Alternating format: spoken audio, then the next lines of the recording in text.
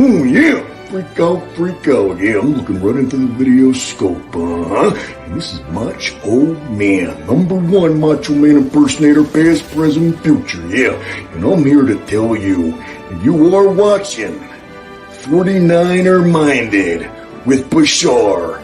Yeah, the cream of the crop. Dig it? What is up, everybody? Welcome to 49er Minded, where we get into the minds of 49er fans. I'm over here with my co-host, John V from the Locker Room Rants, all the way over in Ohio. How you doing, bro?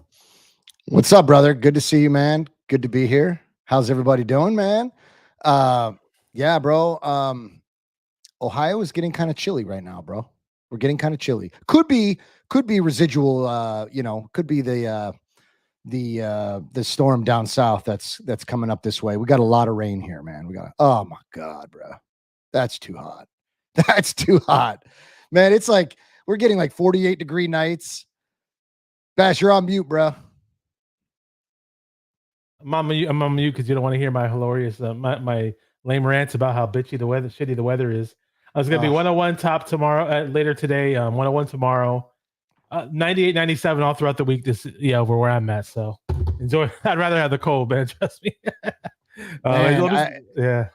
It's man, that hurricane is sending some rain up this way, man, and it's been brutal. It's been brutal. We have had rain every single day for the last 5 days.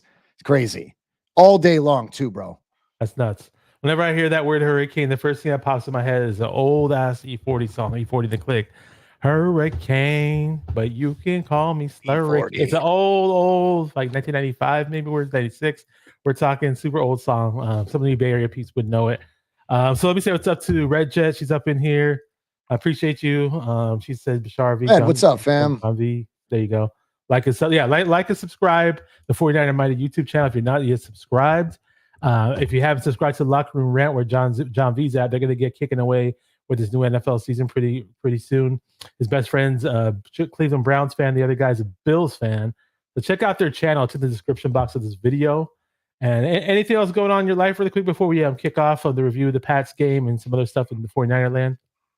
No, man. Just the kids got me busy with sports. Work is busy. Just staying busy, man. Just staying busy. Knocked my drink over. That's not good. Look at that. Look at that, man. You got to start selling those, Bash. So you know what's funny? Somebody online is selling them, and they don't look nearly as good as mine. Tell the people why. Tell the people why. No, they're doing the same bullshit that I'm doing. They're just basically buying decals and applying them onto the Stanley tumblers. But mine looks more legit than theirs. It's just they picked the wrong stickers or something. I don't know. I saw some pictures. Forgot what they were selling for too. But yeah, I mean, it literally looks like it came out of the box like that. I showed to a few people, and they thought, like, oh, how'd you get that? I want one. I want one so bad, dude. I want one so bad. Yeah. So the Niners did have a game on Sunday. They were victorious over the New England Patriots, 30-13. Any initial thoughts from that game, John? They were ready for us, bro. The Patriots were ready for the Niners. They must have done their homework, bro, because they knew special teams were dog water, and they knew I shouldn't say BA got separation, but for the most part, their secondary was pretty solid. Their defense was better than I expected. So that being said, I will just, before we get into it, I'll just say they were ready for the Niners. They were definitely ready. And even though they lost to the Jets and they gave 24 points to the Jets, that defense is a pretty underrated defense. Their defense is actually much better than their offense is. So to say that, oh, the 49ers should have put up way more points. I mean, other teams are trying to stop us out there. It's not like every team is going to fall down and give up like 50 points to us. Now, Can we finish off our drives a little better? Sure, we definitely can. I'm going to get into that. But let's just talk about offense first. I mean, if you're watching Brock Purdy play from that Miami Dolphins game till now, and you still wanted somebody else as your quarterback, and you still don't want to pay him $60 million next year, I can't figure out what else do you want. I mean, who are we going to have that's better than him? Give me a better option, please. Better than Brock, bro? This is ridiculous. This slander is ridiculous. If you are not sold now I cannot convince you otherwise. There's nothing that Bash and I can do to convince anyone in this fan base that Brock Purdy is not the face of this franchise.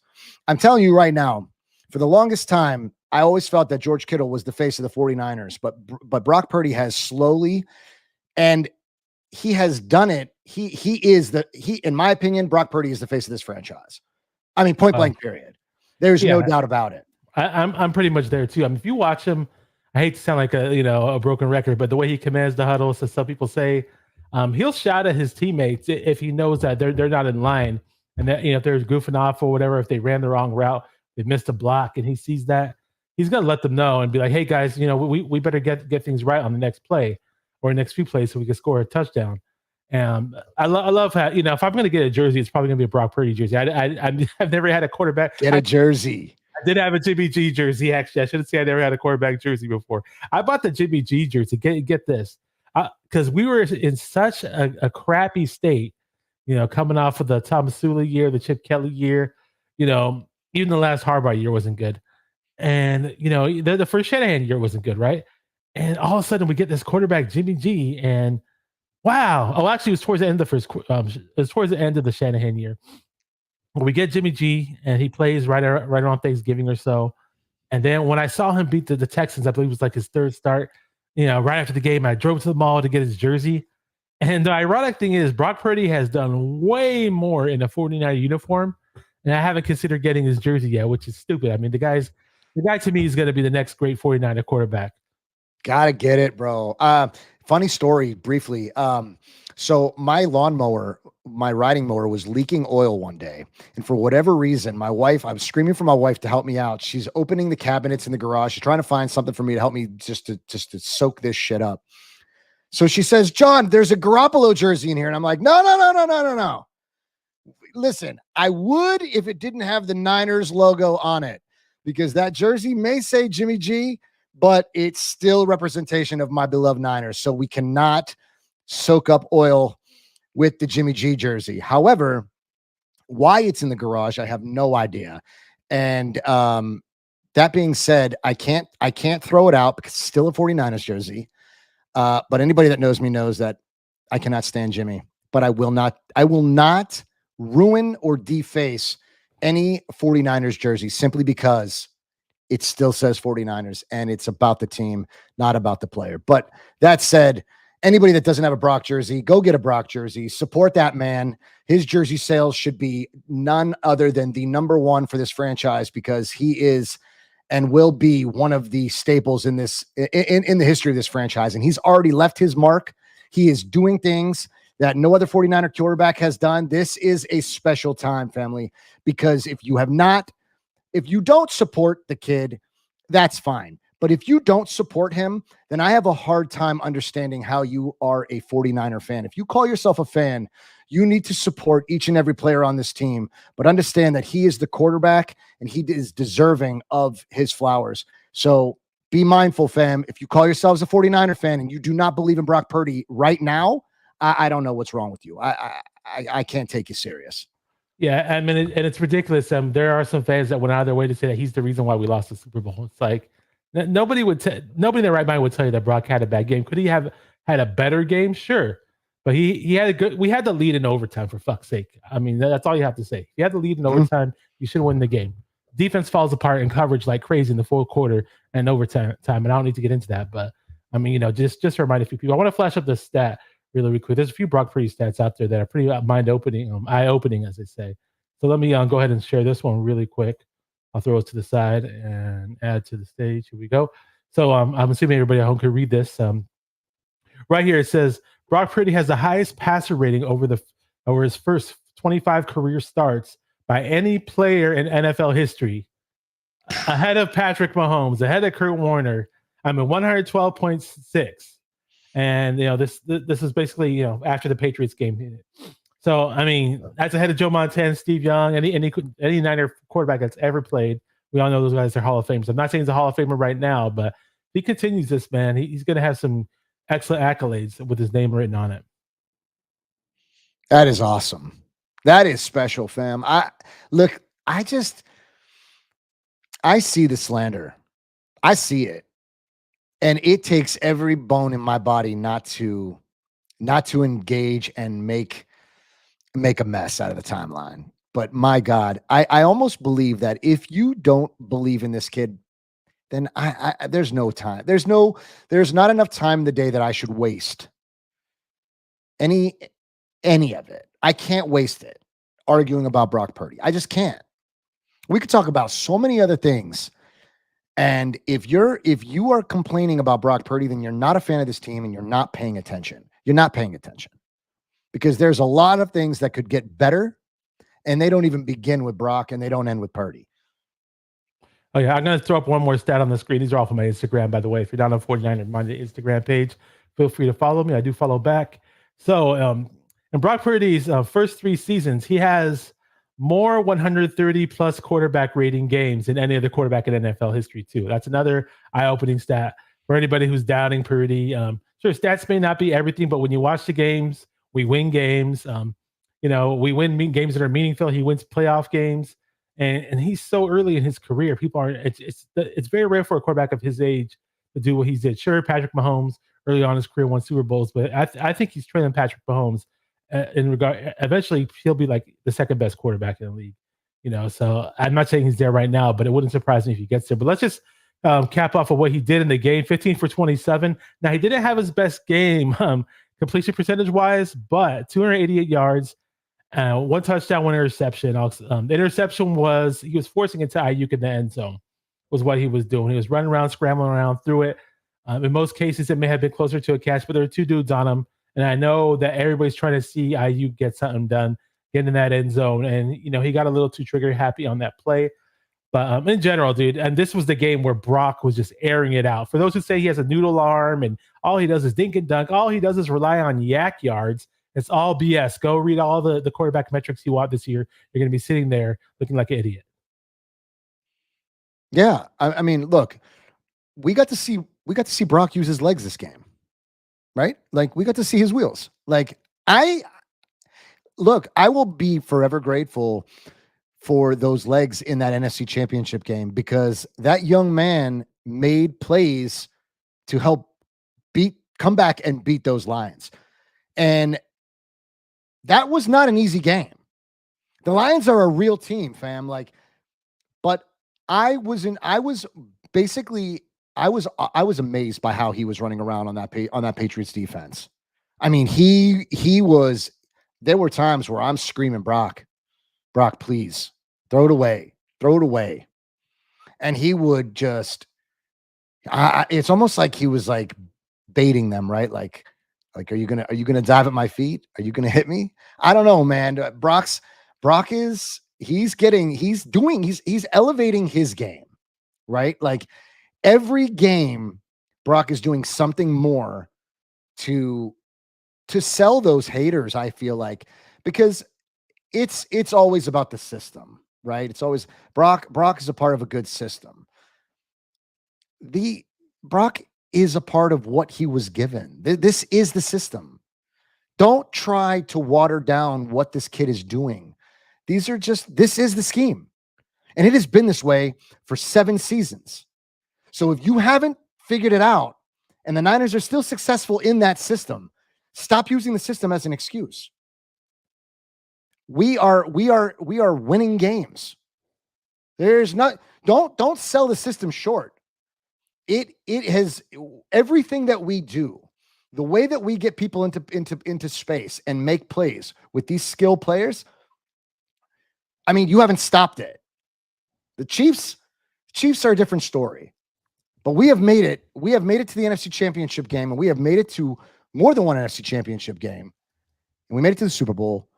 And I'm very pleased with what we see right now, bro. The Patriots game showed you that Brock can use his legs. He has been throwing downfield, big throws. I don't care that he threw a pick. That means nothing to me. And I understand why that pick, I understand why it happened because there was context behind it. But if you look to the streets, it's Brock was getting cute. I like it. I want to see him throw the football deep. I don't care if it was careless. It didn't matter to me. I am seeing things that people are bitching about. Brock is doing it, and you're still bitching. Stop They always bitching. find a way to move the goalposts. It's Every unbelievable. It's single like the game, mental bro. gymnastics they play is at like an all-pro elite level. Absolutely. Real talk. I mean, the guy they wanted, not gonna say his name, is on another team, but he's supposedly way the fuck better than Brock Purdy. Yet he's number 3 on the roster. Yet Brock Purdy's on our team, winning playoff games and breaking records, but it's not good enough for them. I don't know what's good enough for these people. I don't want them as 49er fans anymore at this point. Let me just say what's up to the people in the chat. We got David Yang. I call him David Yang Twins. We got Jimmy says, "What's up, Bash?" He asked me, "How do you feel about the Devontae Adams trade?" But I don't think any trade has transpired. I literally just went on Google. I didn't see the trade go through, but we know that he's pouting and moaning about not wanting to be on the Raiders anymore. Honestly, I can't blame him. I grew up hating the Raiders, and they're not a good football team. But they actually beat the Browns, surprisingly. I think he didn't even play, and they beat the Browns. David Yang, what's up? He says the system is a system, but it's not always right. That's why sometimes the games look so bad. Kyle's banking on Brock to make it right, and Brock has done a damn good job at that. Yeah, I mean, my only complaint, and we could talk about Brock launching it downfield. I mean, 45 yards to Jawan Jennings, who had an excellent game, 3 catches for 88 yards out of 6 targets. Debo caught a 53-yarder. There was tons. I believe that ball was almost like 40 yards in the air for air yards for Purdy. It was one of the longer Purdy throws I've seen. Brandon Ayuk targeted 5 times, got 2 of them. One of them was really nice, actually, a yard after the catch type play, 38 yards. Kittle got his 4 catches, 5 yards, and excellent touchdown that reminded me of Dwight Clark. A different style. It wasn't exactly like the catch, but he literally caught the ball over 3 receivers. What was your reaction to that play? Oh, bro, it was gritty. Like, that's George Kittle. I expect it's to the point now where I expect George to get that ball. And it doesn't shock me when it happens. That's what's so great about George, bro. He is a Hall of Famer before your eyes. This is a Hall of Fame tight end, Bash. Okay. This is what those tight ends do, bro. But this is one of one. George is one of one. People will tell you there are people that don't care for George Kittle's personality. Means nothing to me. I love that animation. I love that my team has an abundance of different personalities. They're all unique in their own way. I love that. Because every other team, no matter how many times I see celebratory speeches and locker room talks, my team, me being biased, my team has the most personality amongst any other team in the NFL. And I love that. But as far as that catch be, let me tell you something. That was a Kittle-esque catch. That is what we expect from him. He is always dominating those high point catches. I love that. Never quit. And it's like Purdy put that ball right where he could get it. The accuracy that Brock has does not get enough praise, period. I mean, we praise him on everything else. Character, where he was drafted, how he became this, that, and the other. But his accuracy, he's getting brave and he's starting to throw the ball deeper, and it's happening more often. And we should really, really pay attention because it's amazing. I love it.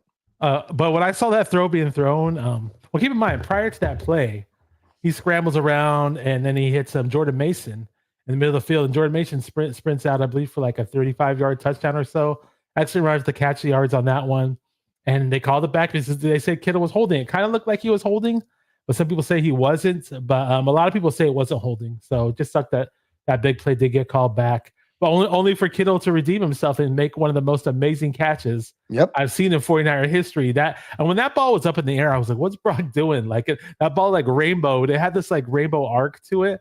And lo and behold, I see 3 dudes on Kittle. I'm like, whoa, what's going to happen here? And then he caught it. And I was like, okay, they're probably going to say his feet were out of bounds. Or they're probably going to say the ball hit the ground. And lo and behold, none of that happened. And it was a catch. And it was the best catch of Kittle's career so far, in my opinion. I mean, they knew that flag was bullshit. That was bullshit.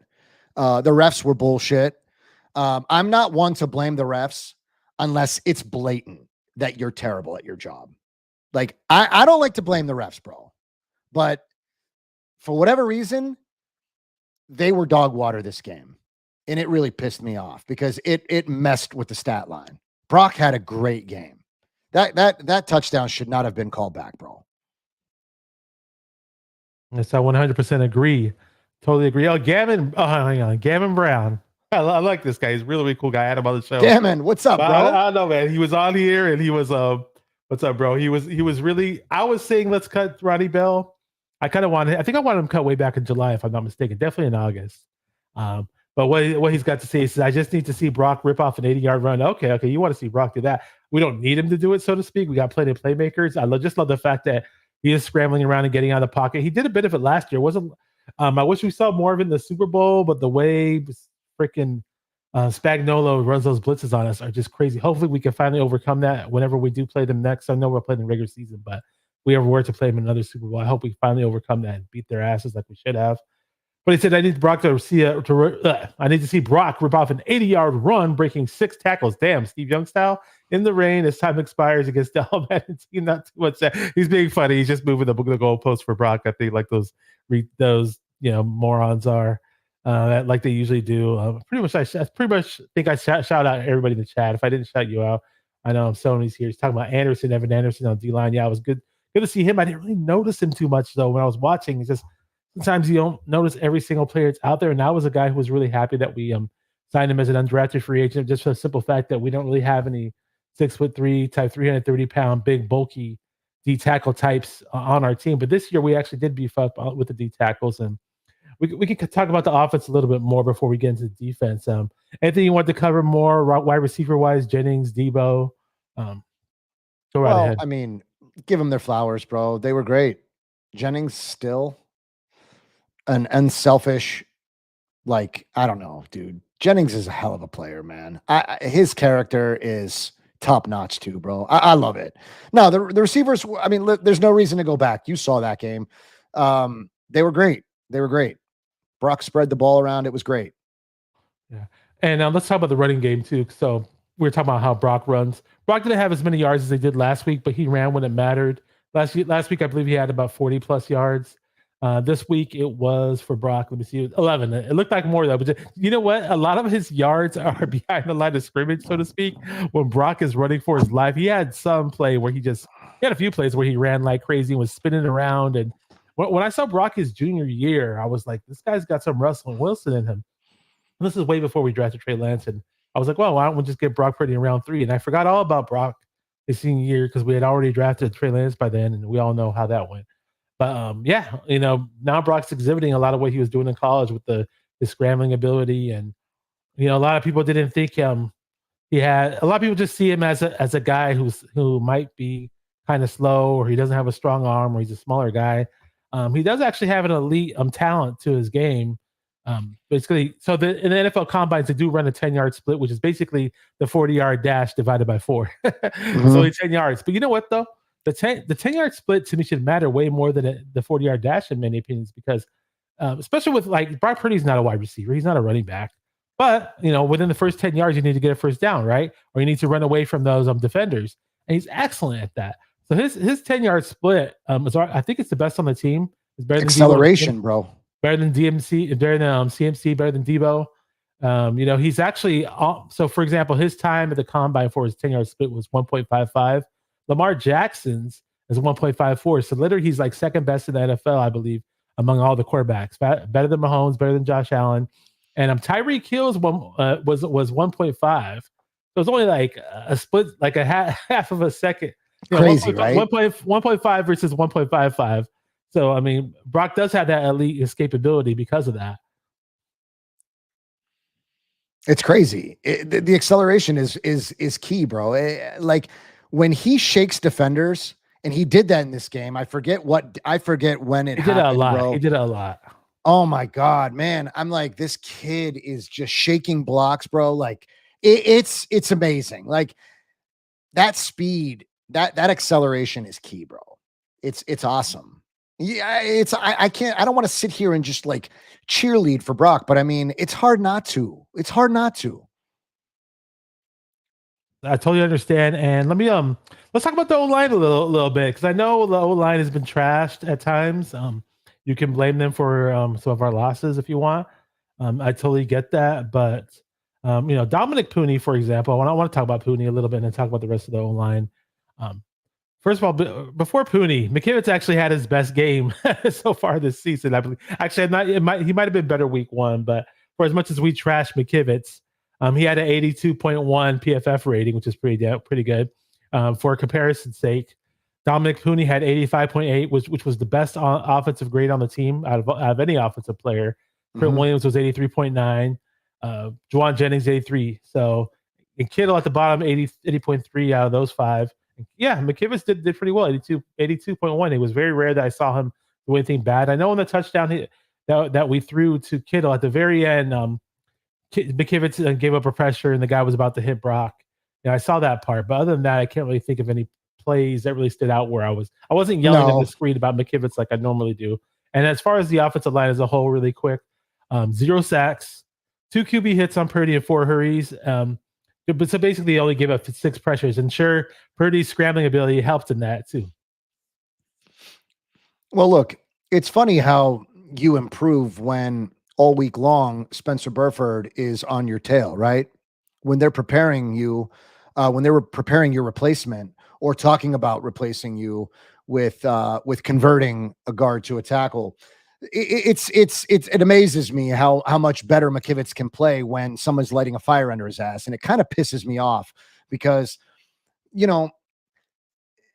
why were you better now? It's because your job is at risk. You got complacent because there wasn't anyone after you until the discussion across the platform all week long that they really wanted to try Burford at right tackle. And frankly, I want to see it at right. I've seen enough of McKivitz. If you're not going to be consistent on a championship caliber team, then just leave. Sit down. I need consistency. I want consistency. And if we can't run the ball to the right side, it's funny. Ever since Pooney got here, we could run the ball to the right side. Like, Pooney's a special talent, man. He's really nice. Oh, he's special kid.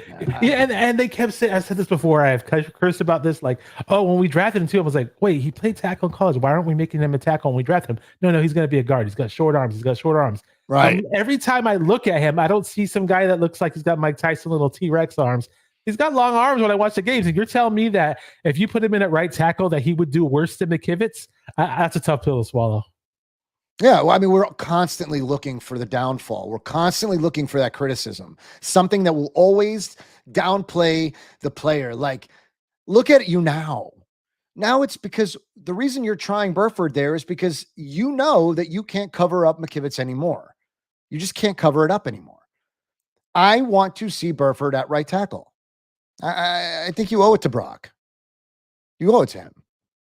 I'd like to see him there too. I mean, hey, if Burford is a new improvement. I know they're trying to work Burford in at right tackle too. Not sure if that's the best position for him. And maybe that did just motivate McKivitz to say, hey, I want to be on the field. I got to play better. If that's going to work, if they're going to pressure him and challenge him all year to do so, and it works for us, I'll welcome that. That's fine. But if it's a situation where we don't have our best offensive lineman on the field, I want our best offensive lineman on the field. If John Feliciano comes back and he becomes the right guard and Pooney goes to right tackle, fine. Whatever it be. But I don't even have any favorites right now. Obviously, Pooney's got to be out there. He's one of our best offensive linemen. And fill in the positions with your best guys. And that goes for Brendel too. If Feliciano's going to take over Brendel, slide him in there. I mean, it should not come to this. Like, McKivitz should have enough on film right now through 4 games to know I've got to be better. Not because this guy's is trying to transition into my position. Like, bro, step it up. Get in front of them. I'm so tired of watching you reach over as if you're trying to give them a hug as they're running by you. It blows my mind how negligent we have been at that position. And I'll wrap it up there. Oh yeah. And you and I we were pounding the table for DeJuan Jones. It's not like a broken record now. The past few drafts, like, why are we drafting tackles high in this draft? Come on, let's do this. After how he's played for Cleveland lately, as of late, I'm not so sure that I miss it. That being said, I firmly believe we have the best coaching, on this side of the ball. So, but DeJuan hasn't been he hasn't been everything that I thought he'd be. It's early, but it is what it is. Did he do bad in the Raider game? Because I know they lost to the Raiders. I didn't watch enough of it to see. They're a disaster over there. They've got all kinds of the injuries everywhere. Offensive line, they're banged up. I can't even lie on it right now. Yeah, let me see what's up to Jess. And I see some people mentioning some things in the chat. I'm going to get to those things. Don't worry, we're definitely going to cover them. I had those things in my notes. We got Jess from East Coast Red and Gold Podcast. Check out her YouTube channel. What's up, Jess? It's Hey Faithful, awesome. Jess is over there in New Jersey, big time Niner fan. So we could Niners came out on top. I mean, Fred Warner, man. Let's talk about his pick six, bro. Fred Warner. Is this guy going to be better than Patrick Willis when his career is all said and done? Has to be. I mean, it breaks my heart because I love Patrick Willis. Red Jet's going to punch us in the face if we say otherwise. She loves Patrick Willis. I know. She's probably going to leave the chat right now. I know. Listen,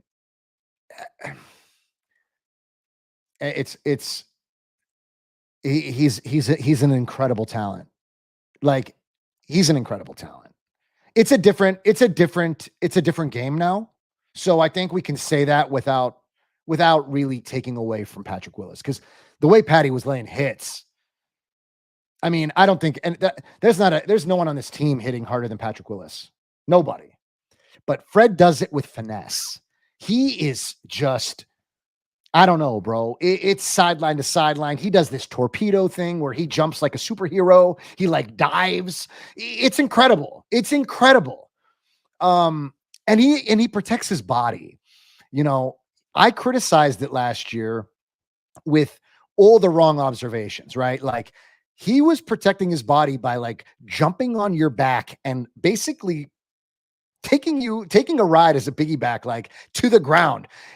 I mean, in 17 weeks of ball, it's hard to say that Patty could ever have gone 17 weeks, right? I mean, we're putting these players through more wear and tear than before, and we've changed the game, the way you can hit, where you can hit. So I don't think you're hurting his look. Patrick Willis is a Hall of Famer now, so he's earned his jacket. Anything you say from here on out is merely, it's not a sly. But Patrick Willis has given Fred Warner his flowers. Fred's a special talent, bro, and I'm so happy he's a Niner. But that pick six, when I saw him go up and he jumped up so high, I was like, holy shit. When he got up there and he caught that ball, the last thing I expected was that he was going to get up and actually run it back for six. I thought, you know what? They're probably going to tackle him. But Mustafa laid a hit. They were clearing the way for Fred. It was special. I was happy. He deserved it. So, look, it is what it is, Fred got a pick six, and I hope we see more of it, because that dude is writing. He is writing his. That is like Crocker said. This is not all pro Fred. This is DPOY Fred. Or HOF Fred. Yeah, listen, I'll take either one. But right now, he's on track for DPOY Fred, and I will refer to him as that from here on out. That is Crocker. Yeah, I agree wholeheartedly. I shout out to Eric Crocker. Yeah, I mean, Fred Warner. I mean, I love Drake Greenlaw. I thought Drake Greenlaw was our best linebacker last year, and unfortunately, we haven't seen him yet. We all know what happened in the Super Bowl, unfortunately. It was the first time in a long time where I saw Greenlaw on the sidelines, or at least I noticed him on the sidelines this year. But you're right, though. When Warner jumped up for that pick six and he fell down, I was like, okay, this sucks, because if he caught that in stride, probably be a touchdown, because I don't see anybody ahead of him. And she said, F that. I'm getting up and people are going to block for me and I'm going to dive my way into the end zone. So that was just a thing of beauty. That was awesome. I was screaming. My head off, Bash. It was so pumped. I was pumped. It was so good to see that, bro. I don't know. Like, I just started to feel like this team is back. Like, we are, this is good. This is good. It's good. This is good. The Niners are on track, bro. You can't take anything away from it. Like, That is, Fred has a funny way of that post game when Shanahan is giving everyone their flowers in the locker room, and Fred does the countdown like Niners on 3. When he does that, I am so pumped I could run through a wall. His voice carries a tone that makes the hairs on my arm stand up. Just he's a special man, and I'm so happy he's a 49er, and I couldn't see him anywhere else. I was fortunate to meet him in training at the end of training camp. It was the last day of training camp that was open to the public last year, and he was just so enthusiastic and so friendly to take pictures with fans, like it was nothing, like as if he was just some random guy off the streets, just the nicest person. So I wish him all the best in his career and in life. I know he's a father now too. Great guy altogether. D-line has stepped it up, and you know what? Before I get into D-line, because I skipped something on the offense. The only thing I can nitpick really about this offense that I don't like is it's just that we got to punch the ball in the end zone. I'm tired of seeing like Jake Moody get these like giveaway, you know, where we're giving these easy gimme field goals. You know what I mean? It's like, sure, he's padding his stats, but I'd much rather see touchdowns with all the offensive players that we have and with the great quarterback that we have too. So what do you think about that? I believe we were like 19th in the league with our red zone woes, so it could be a lot better. I mean, I can't nitpick. I can't right now. Not so much. It's just that Moody I'm not confident with Moody.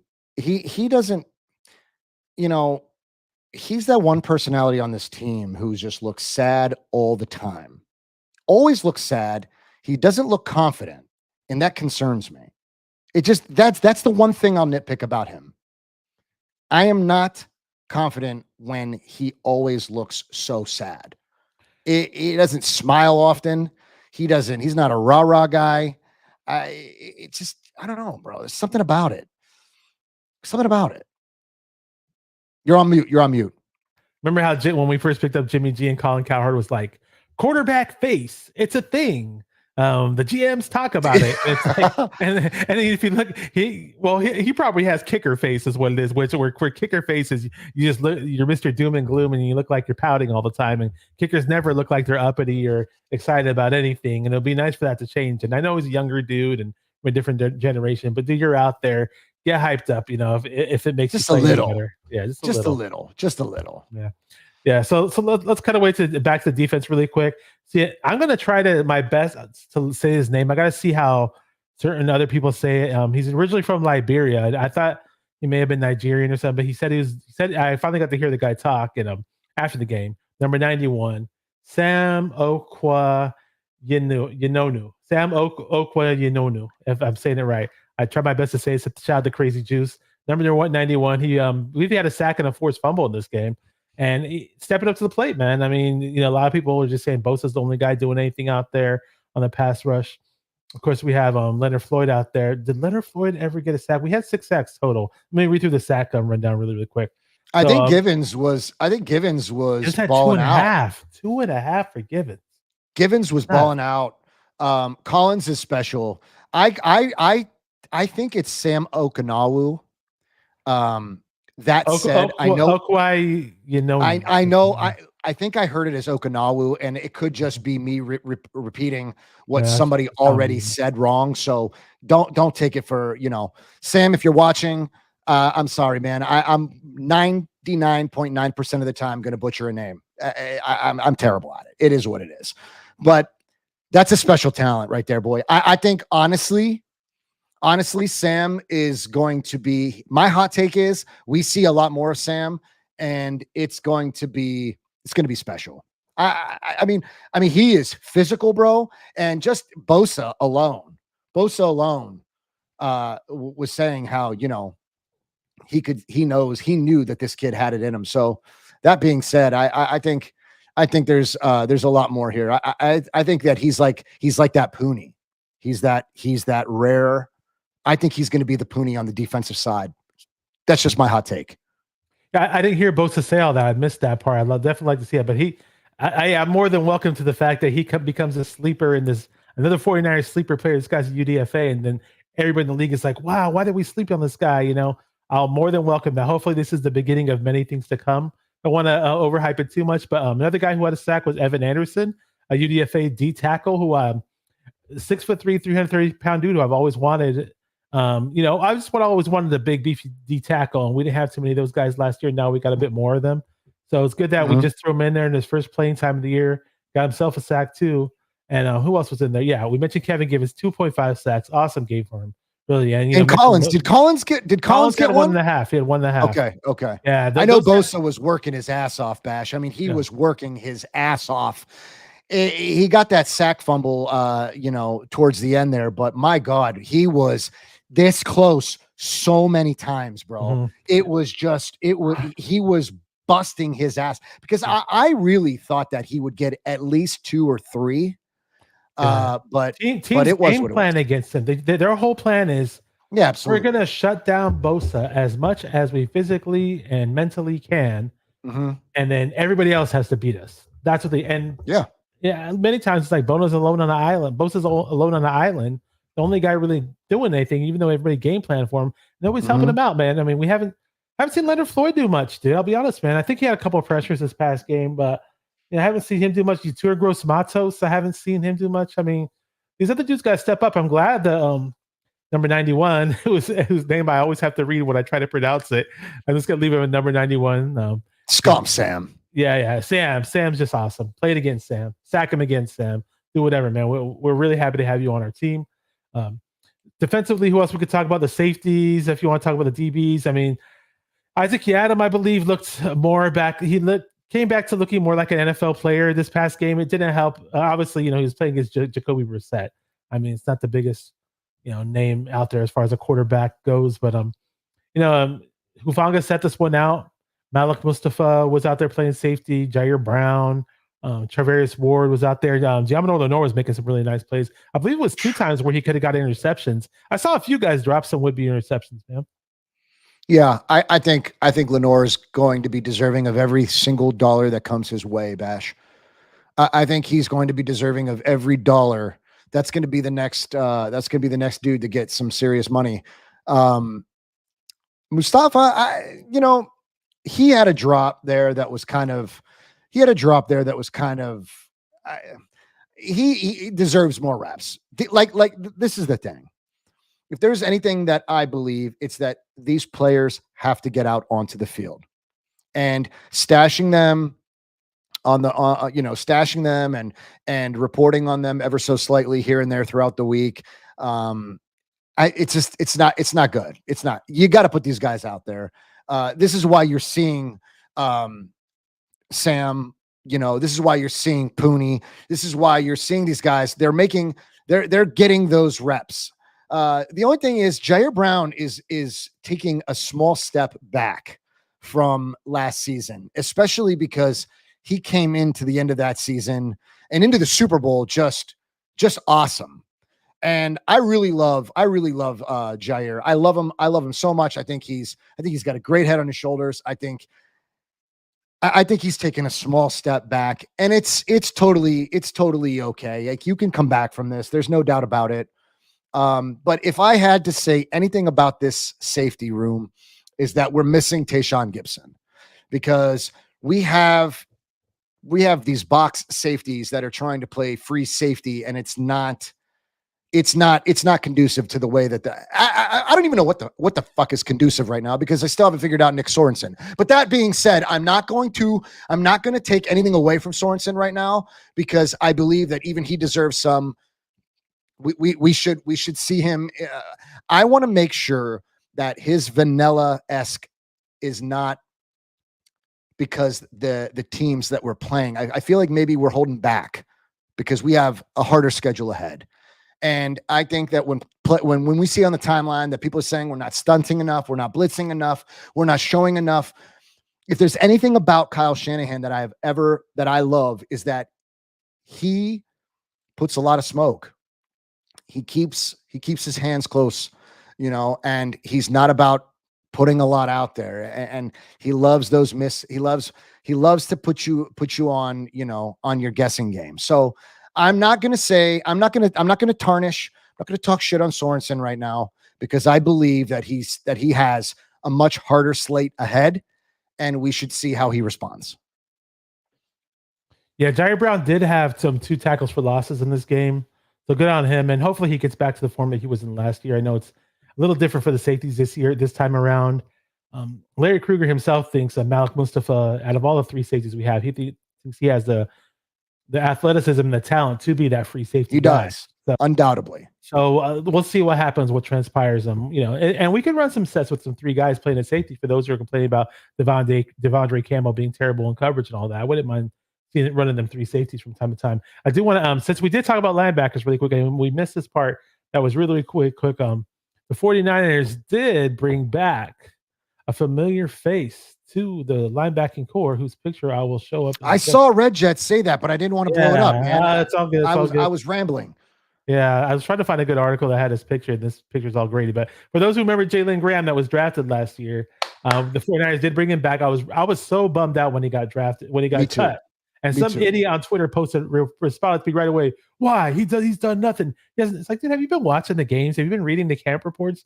Jalen Graham has pretty much earned a spot on this team, and yet we let him go. And then lo and behold, he goes to the Commanders because Adam Peters is there. And they pick him up. 6'3", 220 pounds. Out of Purdue, and we signed him to a 1-year deal. So I'm really, really happy about that. How about you? Me too, man. I mean, listen, it was news to me when Red reported it in the chat. I didn't respond to it just then because I was like, it didn't even really process yet. But that is news to me, bro. I did not know that. I am ecstatic. That is good news for the linebacker room for sure. As you said, I followed Kruger and his notes throughout the camp, and he has been high on Jalen Graham all along. So, ever since I'm way over here on the East Coast, so I never made it to camp. I didn't get to see anything for myself. So, I mean, I take those reports as for gospel. So it's just good news, bro, because Demetrius Flanagan-Fowles, I have been positive on him because he has been a veteran in this scheme for some time now. But he got burnt. He got burnt quick. Versus the Patriots. I forget who burned him, but it was down the sideline. And look, I mean, it was a hell of a throw too. You know what I mean? It was a layered throw right over the linebackers. So it is what it is. But knowing that Jalen Graham is there because, we don't have a lot of depth at that position right now. So, and we don't really know what's going on with D Winters.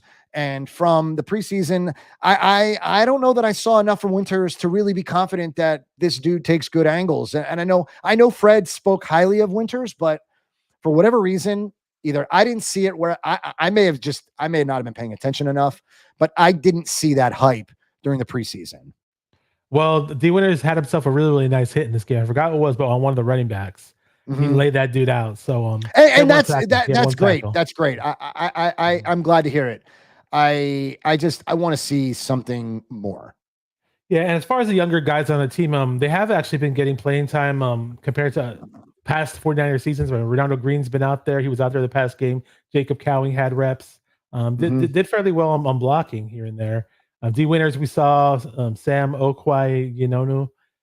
Isaac Garendo was getting a few touches. Who I'm waiting to see this guy break off a big play. I know he's green and all that, but that size and speed is just that fumble.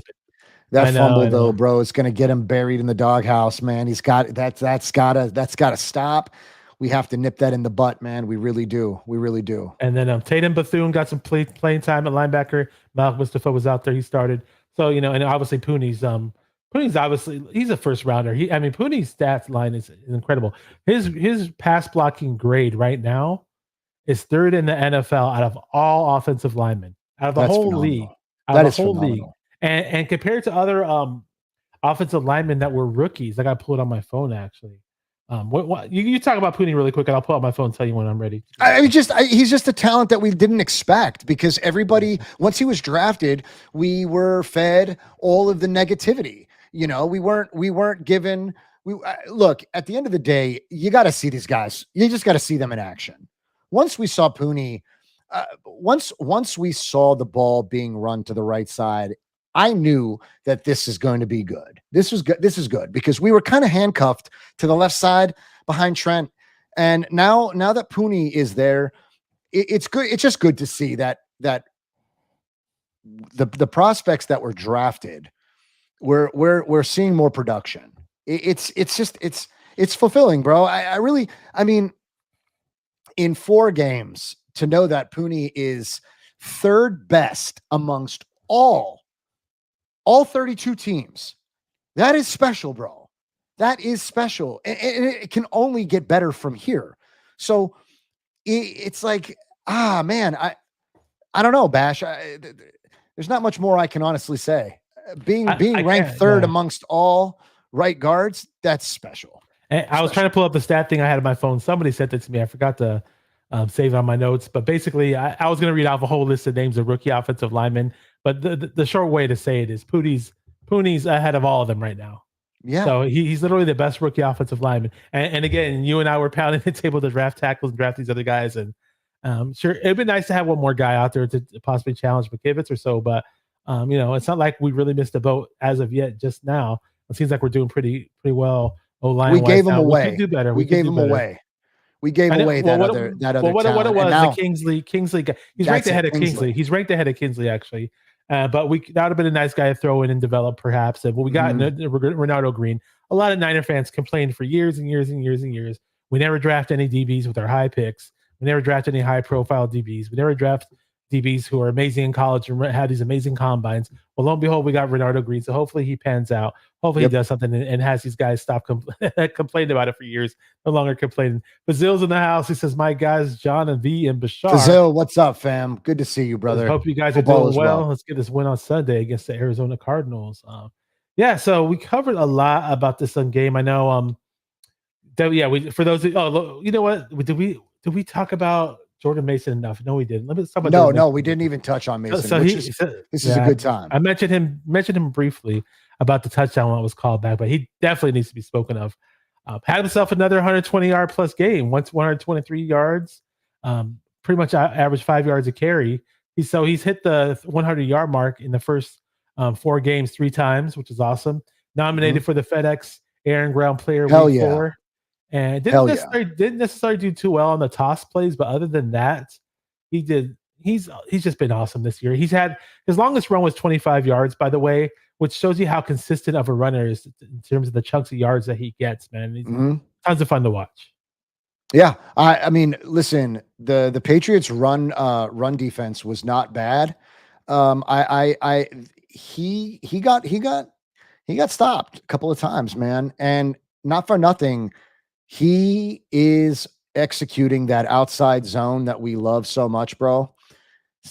You know what? If you would have told me that we would have gone back to the outside zone runs with Mason, I probably would have told you you're crazy, but we are doing it. We're doing it, bro. And it's good to see that in a nutshell. Look, we knew we had something in Mason. We saw flashes. But now when the rubber hits the road, when he needed to step up on the next man up mentality, he has fulfilled that, and he's doing a great job. Knowing that he's nominated for the FedEx Player of the Week, that's awesome.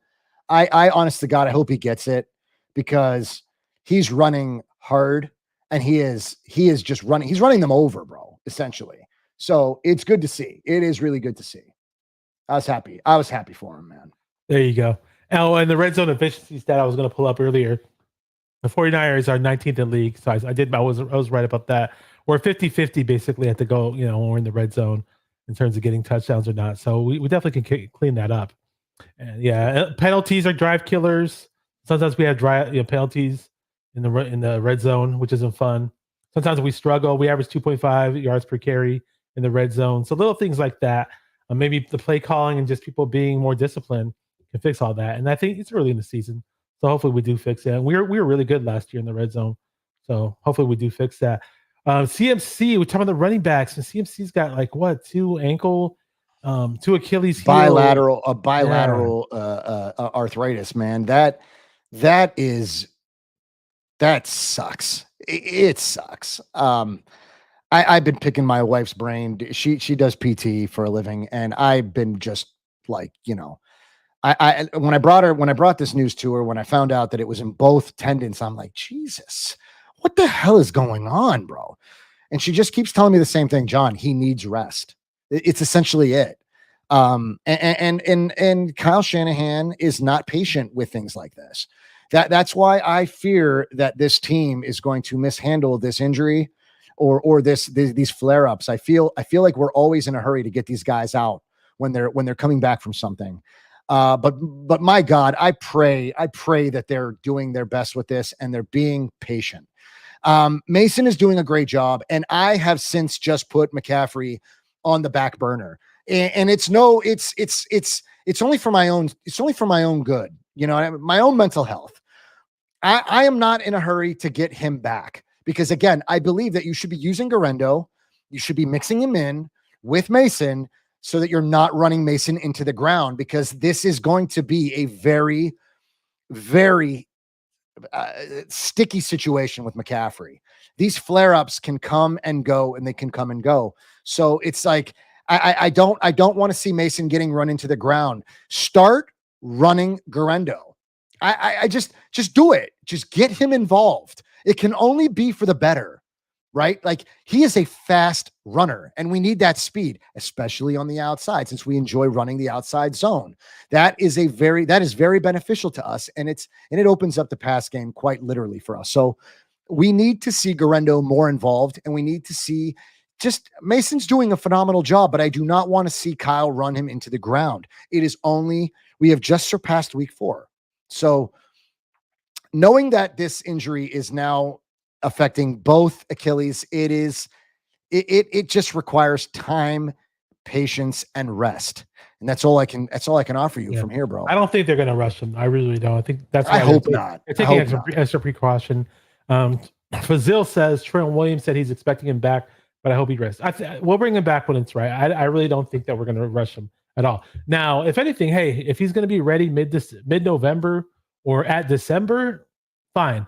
Because make him earn his paycheck when the games really, really matter. Yes. And as long as we can squeak through the playoffs, fine, whatever. We'll have our reinforcements ready come playoff time, and let's try to get another Lombardi as far as I'm concerned. Rick Diaz is in the house, says, "What's going on, gentlemen? Let's go. McCaffrey should not play this season." No, I think McCaffrey should play as long as he's ready. As long as he's well rested and ready, he should play. So Richard Sherman again, mid-November, December, I'm fine with that. Richard Sherman on his podcast. I just saw some of his show, and he was talking about this injury and how, he had arthritis and he has arthritis in his Achilles as well. And he said that, there are days where you can do your thing, and then one day you can wake up and you can't walk. So these flare-ups, they need to be managed.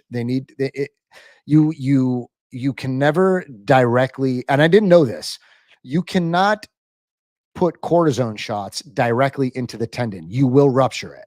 He says that they have to go into the heel. I didn't know that. He actually said that he would take lidocaine patches and he would tape them around his Achilles to hold them in place, and he would play games like that.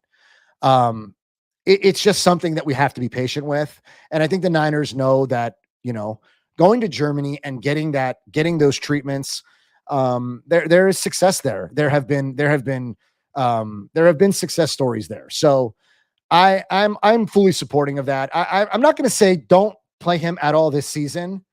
Let's just see how this goes.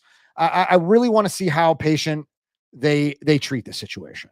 I really do believe that they should be patient. That's right. Yeah, I think they will be patient. I don't think they're going to be stupid about it. They have no need to. Tommy Huxley's in the chat. Chardal, SG Sports Channel's in the chat. What's up, Tommy? Yeah, Kobe Bryant went to Germany too. They don't have the laws are a bit more lenient over there with the stem cell research. So that's the main reason for anybody that wants to know why he went to Germany. Yeah, and that's why. I forgot to mention the top 5 defensive player grades really quick. And before that, I'll cover a couple of the injury reports. After that is Fred Warner was 96.6, Nick Bosa 92.5, number 91 Sam Okwai Ninonu 92.3. Isaac Yiadom had himself argued. I wasn't complaining about the guy this time around like I was before. 81.8, Diamond Lenore 79.2. On the injury list day to day, I believe it's Kittle, Warner. There are a few other guys who are day to day. It's nothing serious. Jordan Elliott, I believe, is one of those day to day. Yeah, Jordan Elliott. Yeah, and I think Cowing's shoulder, he's day to day. Yeah, Cowing has a shoulder. And we're talking about D tackles and Javon Hargrave being out, and my sleeper guy who played in one game last year and had a sack. He's a former linebacker playing defensive tackle. Kalia Davis is going to be. They're going to open the practice window for him. Hopefully on Wednesday is what they're saying. And the same goes for our rookie first round draft pick, Ricky Pearsall, who I'm hoping who has a phenomenal comeback. Somebody literally tried to take his life, and shot impacted his chest, and yet somehow survived. And I'm really excited to see him. And I'm really excited to get some of these guys back. I'm really quick. What do you think before we wrap this up? Listen, the day to day is good to hear. I'm very happy to hear that. That means that everything is just sore, and they're just banged up a bit. But I am happy to hear that it's just day to day. As far as Kalia Davis is concerned and Pearsall, again, like with Ricky, don't rush him back. But I am itching to see this kid. I am honest. I'd be lying to you if I told you that I was getting super impatient. I am not a patient human being. But I am getting excited to see Ricky. So I can't wait. I really hope that they do decide to open his window.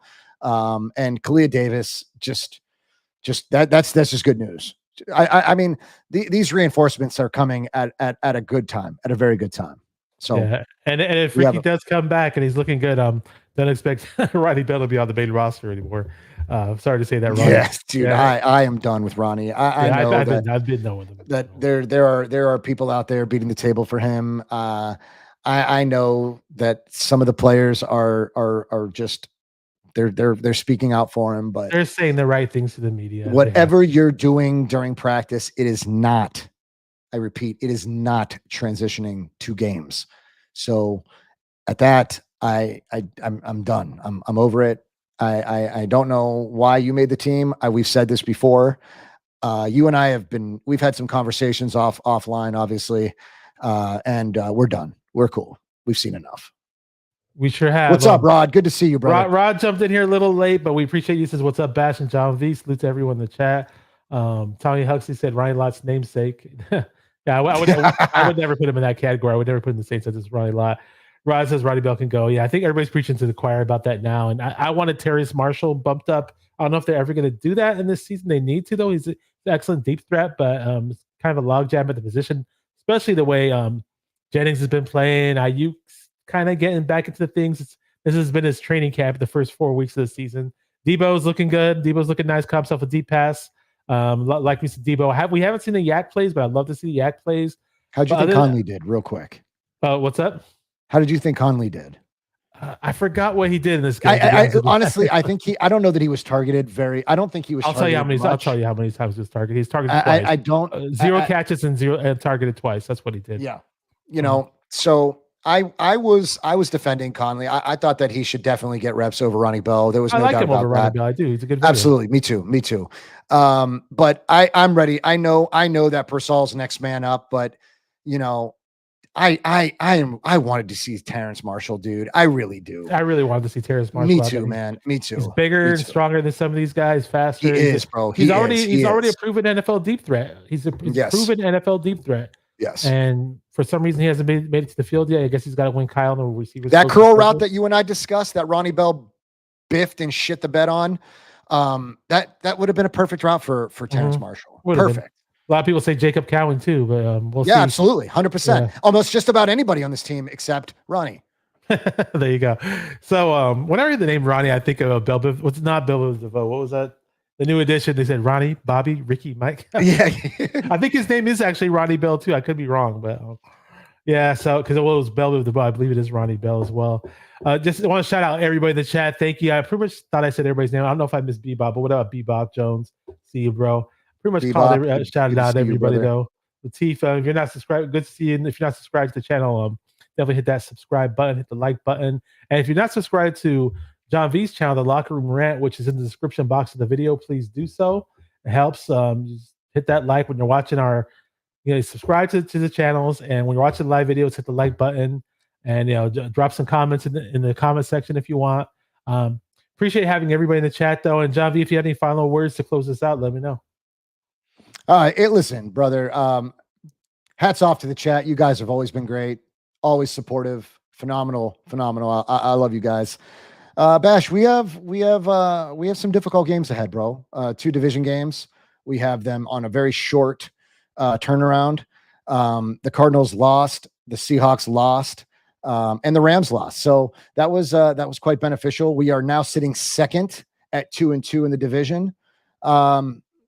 It's going to get tough from here. And I really, really hope that Sorensen is on top of his shit. I hope that we get a little bit more involved in spreading the ball around. I hope that we start to run the ball. We mix in Garendo, because I do believe that he can contribute. So other than the fact that it's going to be tight, man, we got a quick turnaround coming up. Just praying for health, brother, because it has not been on our side lately. So I am always, you know me, bro. I do not do game predictions. I don't give score predictions because I am crazy scared of it. So the only thing I will do is pray and send good vibes to that locker room for good healing vibes. That's what we can do. Just say your prayers for the Niner players to not sustain any crazy injuries. For the guys who are injured, for them to heal up. And when you got guys coming back, obviously, mentioned Kalia Davis, defensive tackle, mentioned Ricky Pearsall. I really want Pearsall to do something. Mainly because I was defending him so that much for all these guys who were saying he's the next Dante Pettis. I'm just, hold up, let's wait and see what this guy does. So we're going to eventually see him out there. Hopefully. No, he's a special person. There's, off the football field, that is a tough mother lover, brother. We know this. This is he was drafted first, and I know we give this regime a hard time about where they draft, who they draft, and when they draft. But Ricky Pearsall is he's a special person. So I hope that he is also a very special. Listen, I have a buddy that was a diehard fan, and he said that this dude is legit. So with that being said, I'm getting impatient. I want to see Ricky. I really want to see him contribute, and I believe he will. Yeah, I was really impatient before that shooting happened. I was like, yes, we're finally going to see him. We're finally going to see him. That was when he was coming back healthy, and then he got that was just to this very day, it still blows my mind, man. So, that was, my God, was he lucky. And everything that's transpired since, the police officer was awesome. I saw some really heartwarming photos and video of him, his family, the police officers. That officer, to this day, she gets an immense amount of praise because she saved his life. She ultimately was like just a real life force, just driving. I don't know, bro. It's special. It gives me the I get goosebumps, bro. Yeah, I do too. It's just crazy. I mean, I was expecting an offensive lineman to be drafted and at that position, and at the position in the draft, and it didn't happen for whatever reason. So hopefully it works out. I'm just trying to set up something. This new they got this new feature on StreamYard. I was trying to set it up while we're speaking. I don't know if they've added so many different features that I lost count. I was gonna hit end stream and just again, thank you everybody. I kind of like a broken record here. Yeah, I appreciate everybody who's in the comments section, in the chat. I know we kind of been babbling a lot. Fizzle, I'm with you. We're definitely wait to see Ricky play. Thank you guys. Keep watching 49er Minded. Keep watching the 49ers. And keep repping the Niners. And make sure to always stay 49er Minded. Peace. Shout out to John V. Locker Room Rant. Let's get this always a pleasure, bro. Against Arizona. Let's beat them Cardinals. Let's go. Let's beat them. Peace, yes, fam. Sir.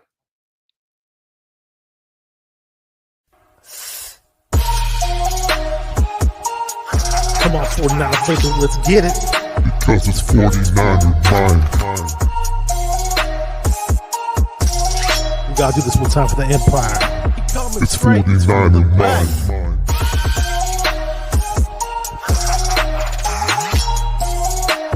It's 49er mind. We gotta get that brick by brick real quick. 49er mind.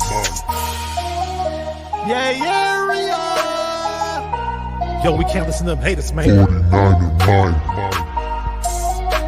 We from the Bay. 49er mind.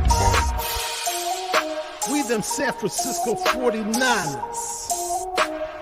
49er mind. We got that red and gold blood inside us. 49er mind. Yeah, it's a cool little feature.